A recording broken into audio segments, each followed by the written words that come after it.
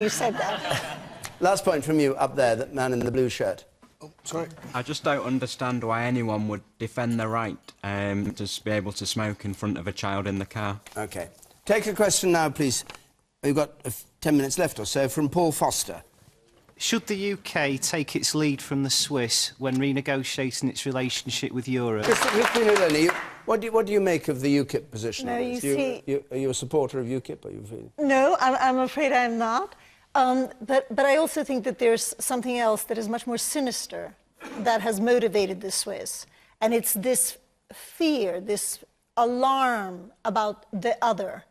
And it's the person who comes into your country and is taking your job, is taking your benefits, is taking your services. And this is what appeals to UKIP, because they have the same narrative.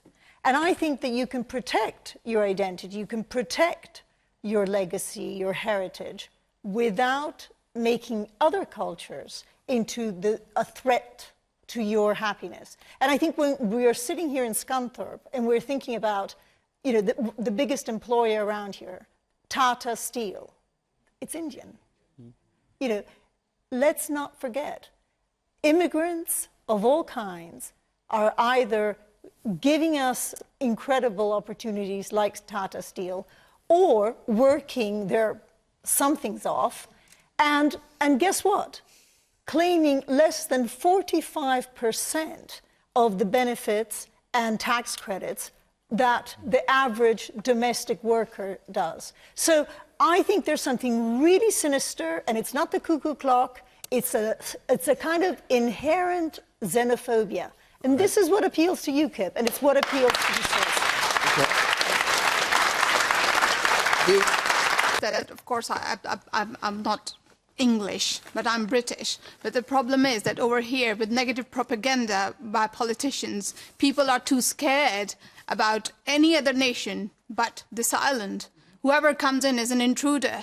And that's not the fact. People come here to work and earn good living. Absolutely. And pay taxes.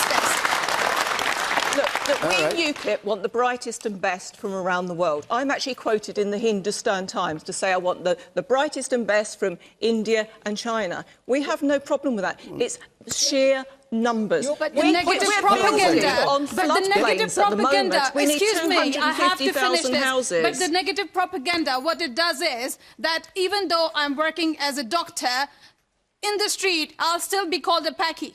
Well, that's absolutely wrong, madam. You're very welcome to work here as a doctor. That's the actual fact that no matter what I'm doing for the society, equally the society is doing for me. The baseline is that we are scared of each other. Damien Green, you want to take issue with UKIP on this?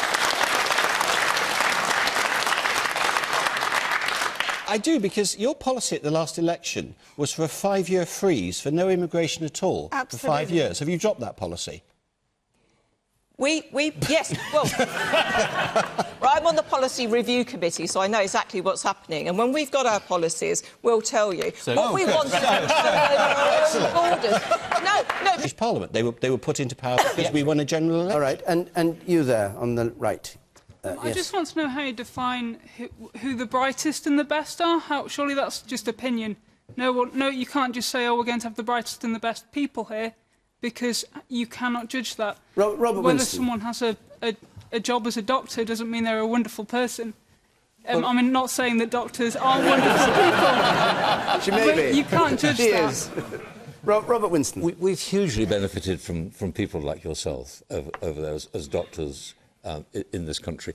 But I'm a little bit concerned, Damien, about what you say. You know, you've just introduced the most restrictive immigration bill. And in particular, there's one area that's very, very of great concern, and that is the restriction on students coming into this country.